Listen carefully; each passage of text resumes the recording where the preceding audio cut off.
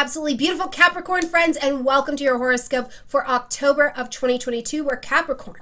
It's a busy month, friend. It's a busy month. We've got an eclipse, and every week we have got a planet changing direction or moving in some kind of retrograde or stationing direct fashion. So there is a lot going on this month, not to mention that the eclipse already stirs some change. But I want to share with you that I think a real high point of change here is that, first of all, Saturn has blown through your sign in this last few years, so you are a different Capricorn than has been showing up previously. And second, the Mars retrograde, because it's going to be so long, as long as you understand how to use it in its best energy, instead of forcing and pushing and bringing frustration and anger to the table, I really think this can be a really great next 3 to 6 months for you personally in your development, in what you're doing and what you're developing.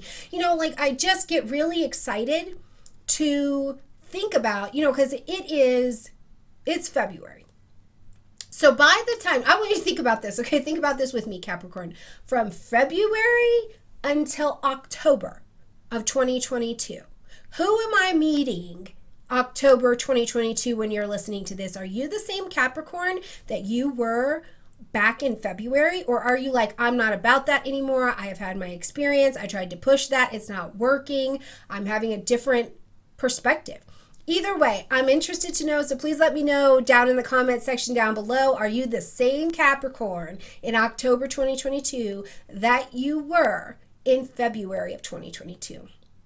All right, the other thing I want to keep in mind here as we're getting into the forecast is that Mars being our planet of like get up and go, right? Like, I'm getting up and I'm going, I'm doing. Even though it's not retrograde just yet, it goes retrograde at the end of the month.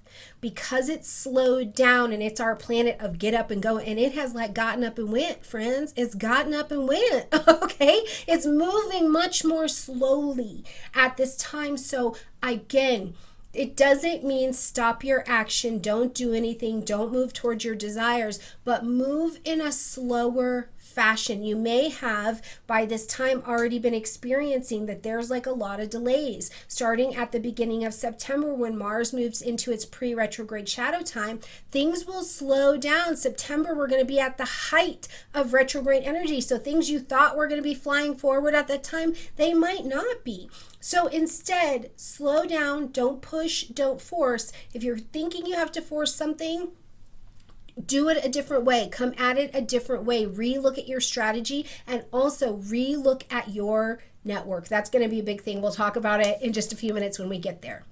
All right, Capricorn, let's see what's going on this month. So right at the beginning of the month, on the 2nd, we see Mercury coming out of retrograde at 24 degrees of Virgo. Now, first of all, this lights up your 9th house space. So publishing, marketing, broadcasting, teaching, learning, higher education, training, certification, spiritual gurus, all of these things are on your table. But also the law, international travel, different languages, customs, all of these things are heightened for you at this time. So I want you, as we're looking at this Mercury coming direct, to flash back to August 20th of this year.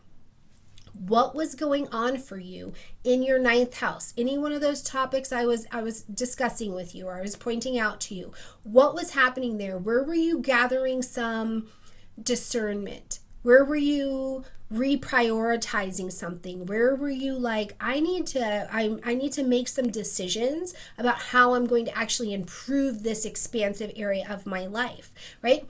And I say that because that is the time that Mercury moved to 24 degrees of Virgo and entered into pre-retrograde shadow time. So you started to get a symbol of the lessons you were going to work on and review during the retrograde, and now it's back. So the difference is that now that it is direct, you can start to make more solid decisions on what you saw during the retrograde. Now, Mercury's not fully out of the post-retrograde shadow time until October 16th. So if the beginning of the month is like a little foggy, that's kind of normal, you know, and it will pick up speed and you'll pick up clarity as we travel on and we get past the 16th, and certainly the end of the month when Mercury gets all the way out of Libra. There's a lot more clarity to be had, okay? But I want you to go back to August 20th and what was going on for you at that time. Now, on the 8th, we've got Pluto coming out of retrograde in your sign. If we flash back to April 29th of 2022, Pluto went into retrograde at 28 degrees of Capricorn, and it moves so slow, and thank God, because we'd probably just die if it moved faster. So it just is sliding back a couple degrees and coming direct at 26 degrees of Capricorn. So this is why I say too, first of all, we flash back to, like, yes, the February time frame, but I want you at this point to look back to April, right? What were you working on? How were you changing? I mean, fundamental rearrangements where things were having to die off for you. Portions of your belief structure, who you thought you were, maybe even things in your physical body were dying off. They were shedding because you didn't need them anymore. There was a deconstruction of structures that have been there a long time. Things around work could have been changing for you, right? Things about what you think about relationships could have been changing for you. And now, as Pluto is coming out of retrograde here in October, what is this phoenix mind? What is this phoenix mentality? What is this phoenix body? What is this phoenix work that you have available that you're bringing to the table? Because it died off like it was, and now it's starting to live in a different way. The other thing I think about, and you have to see how this applies and manifests for you, but Pluto also being an energy of great power and drive. I think about VIP things. So did you have VIP experiences? Were you the VIP? Are you treating VIP clients? You know, what is the influential people in VIP energy that is available for you here? And maybe if it's just that you decided that you are the CEO in VIP in your life, and you start to bring that self-love to the table, that care, that, you know what, I don't actually always have to be the hustler. I'm good at a hustle, but sometimes the hustler, sometimes the fighter just needs to be fought for. And you could be coming to a space in your life where you're like, I don't need to always be the hustler. Maybe somebody needs to hustle for me, or somebody needs to have the courage to hustle with me at that same pace, right? Whatever it is, you might find that the tables have turned a little bit. I'm interested to know, so let me know down below, okay?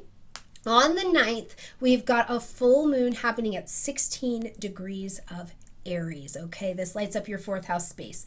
Home, family, real estate, property, your roots, your foundations, your psychological foundations. And, you know, so it's a full moon. So something's being asked to end, acknowledge, or adjusted. And it's in Aries energy. So you're kind of like, I need to be independent from fill in the blank domestic situation, or I need to own my own autonomy from fill in the blank domestic situation. So you could be finding yourself, you're like, I need to be me.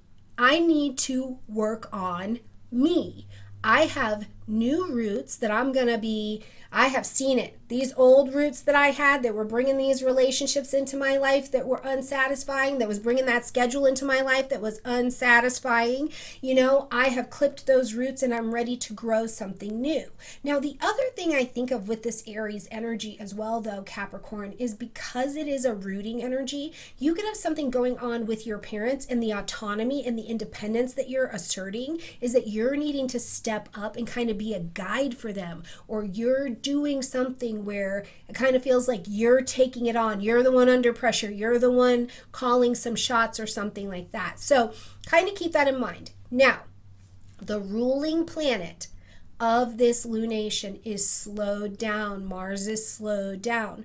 Mars is also in a square to Neptune at this time. So I will tell you that I do think some of the things that occur at this particular moon are not particularly long lasting, and or I think a better way to say it is don't make permanent decisions on something that may be temporary, okay?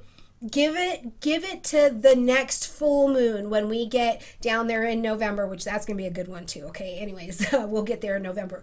But give it 4 weeks to see whatever it is that you get all the details, you have clarity, and you're going to see if this is really real before you make any kind of permanent commitment to it. But keep your eyes open, look around, what's going on.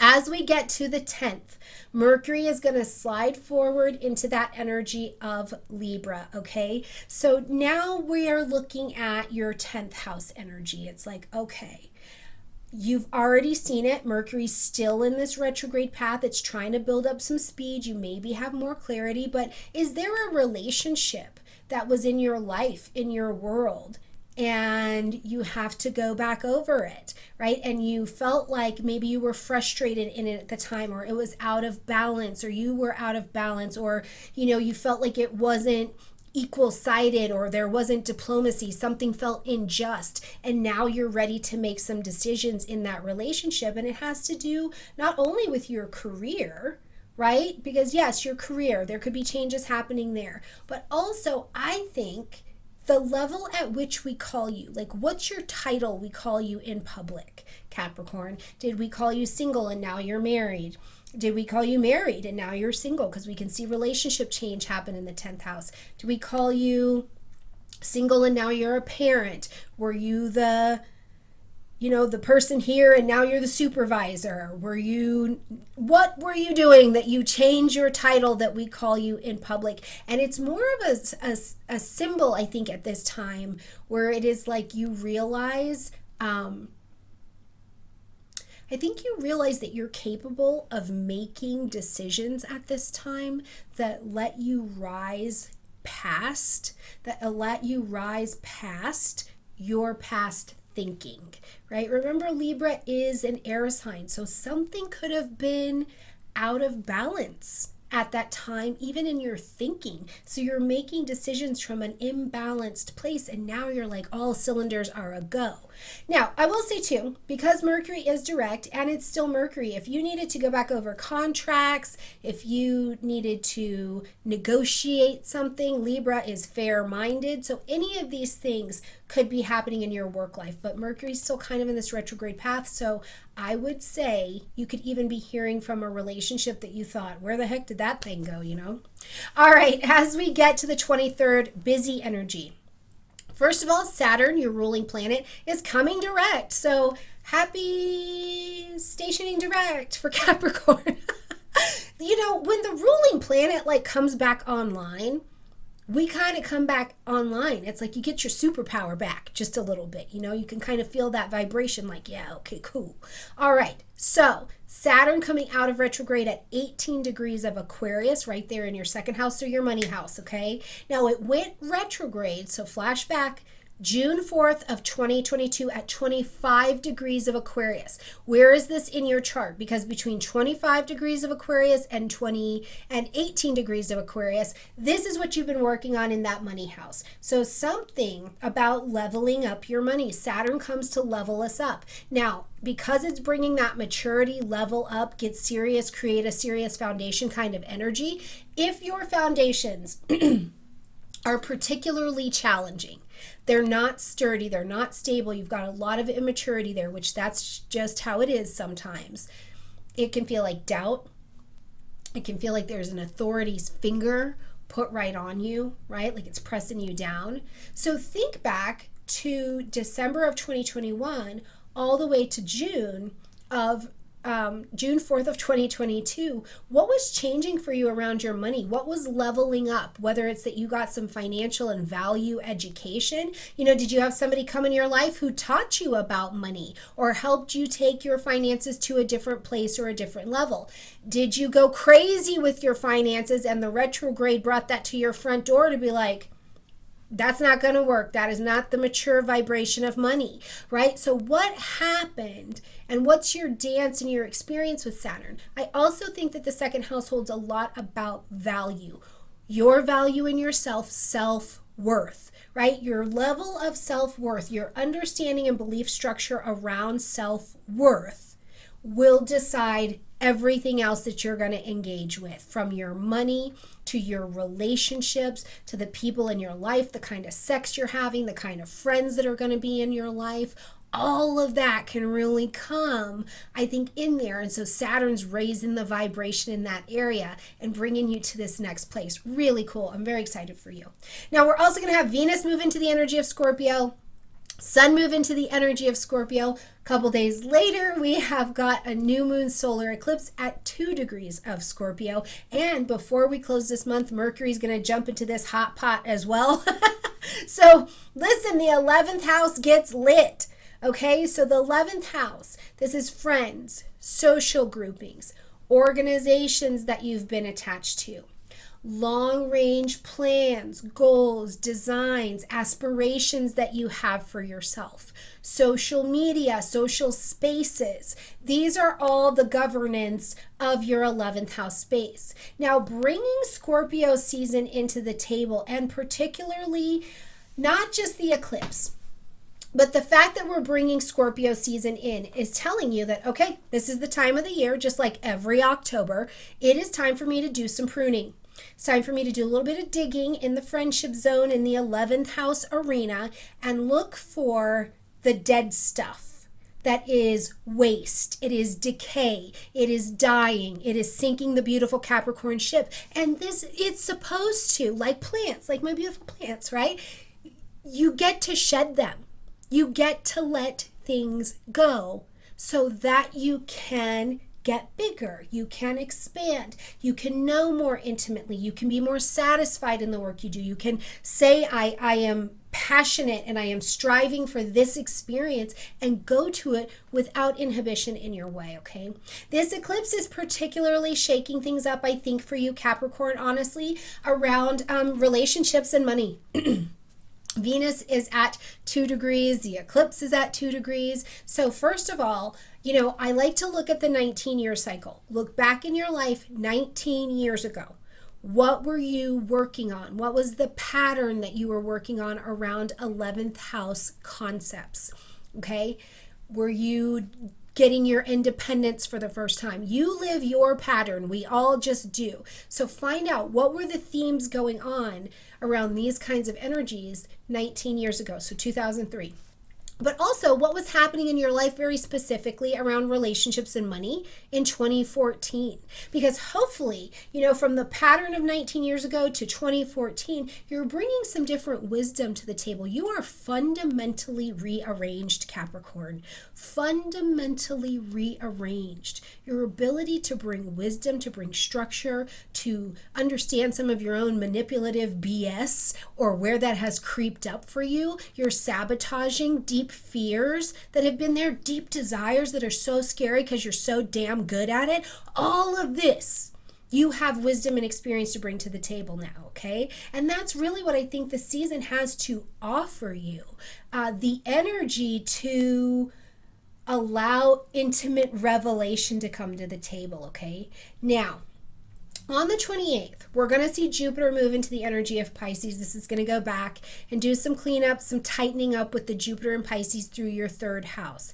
Your thinking, your communication, contracts that you've been a part of, things with siblings, buying and selling of goods, properties, any of these kinds of things. And Jupiter in Pisces was really trying to round you out and bring some good fortune here, but it brings good fortune when we bring in wisdom, compassion, charity, forgiveness. Forgiveness is a huge word for you, and it's not just I get away from you so it equals forgiveness. Like, that is not a thing. That just means you did a geographic, you got away from that person. But have I released you, right? Do I forgive you so that I can be free? Do I believe? What's your connection to understanding how that works? How your own mental vibration changes the whole state of your body, right? These are the things that Jupiter and Pisces has been working on building for you in a very mental kind of house, okay? So I look forward to, if you want to share that with me down below, please do. Now, here's the date I really want to talk about. I know we're going to talk about this Mars retrograde, but I really want to talk about October 29th, looking all the way to November 17th, okay? Mercury is now going to move into the energy of Scorpio. So again, lighting up this 11th house space. You've had lots of moving and shaking and dealing over here. Mercury in Scorpio gets incredibly focused. So in your 11th house, around the friends, the groupings, the social media, the aspirations that you have for yourself, doing things in public, being seen for it, like I'm known for this, right? All of these kinds of social things. And because it's the digital revolution, I think we can put meeting people on the internet, dating. I kind of think that's going to start to fall in here. So if that's a thing, cool. But Mercury in Scorpio is going to get incredibly focused. So if you need to research something, if you needed to find out information, in Scorpio we dig. Scorpio doesn't care about this superficial business at the top. It wants to know what's at the root of things, right? And this is Mercury. So it is what is at the root of your thinking.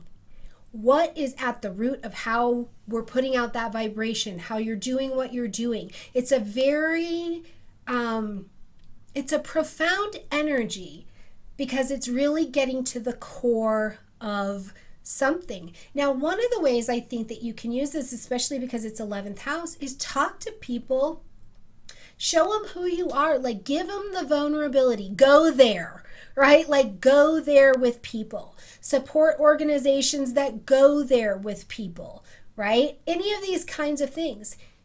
Mercury in Scorpio, though, if you have got a bone to pick with yourself, another person, the universe, if there are burdens, resentment, hard feelings, Mercury here is going to dig.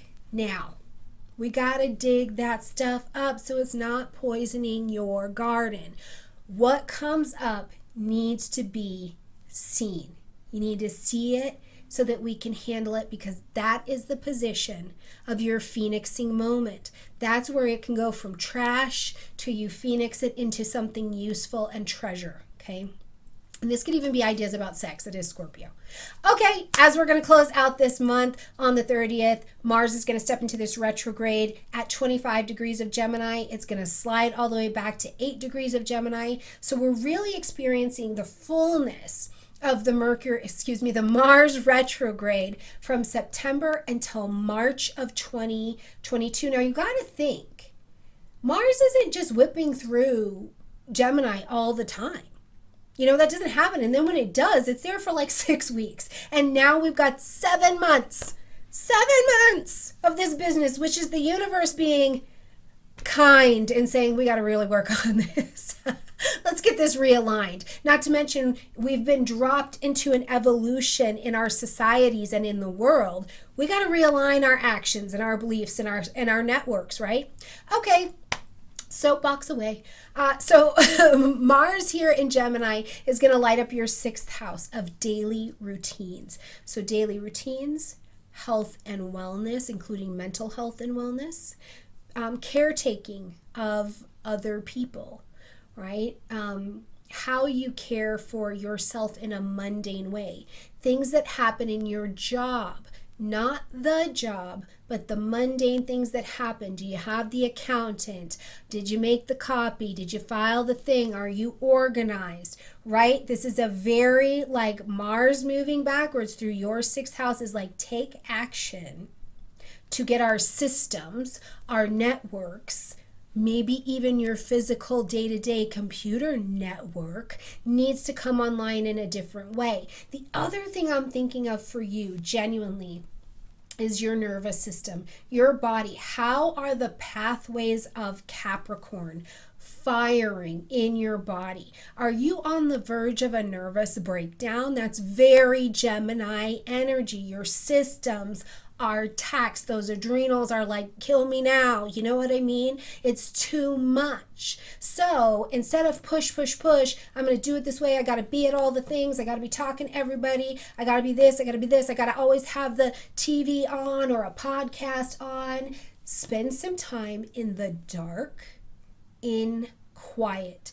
If you can get a weighted blanket, or if you do human blanket with somebody else where you let them lay on you and compress that nervous system to settle it and you just breathe, that is a fantastic use of this Mars in Gemini, because you don't stop. It's not like, oh, Mars is retrograde, go under a rock. No, it's work differently. I also really urge you to look at who's in your network. If you're not happy with your medical network, if you're not happy with your bookkeeper, right? If you're not happy with those people who are taking care of your parents, if you don't like the people house sitting and cat sitting for you, it's a great time to be relooking over that. If you are supposed to be a house and a cat sitter and you're over there being an accountant and you hate it, this is a great 7 months to research how to get that off the ground, okay? All right, my beautiful friends, thanks for spending a little extra time with me. We had a lot to cover this month, and November is thick too, so tuck in with me. And I love you a ton, Capricorn. You got this, and I will see you next month. Bye, friends.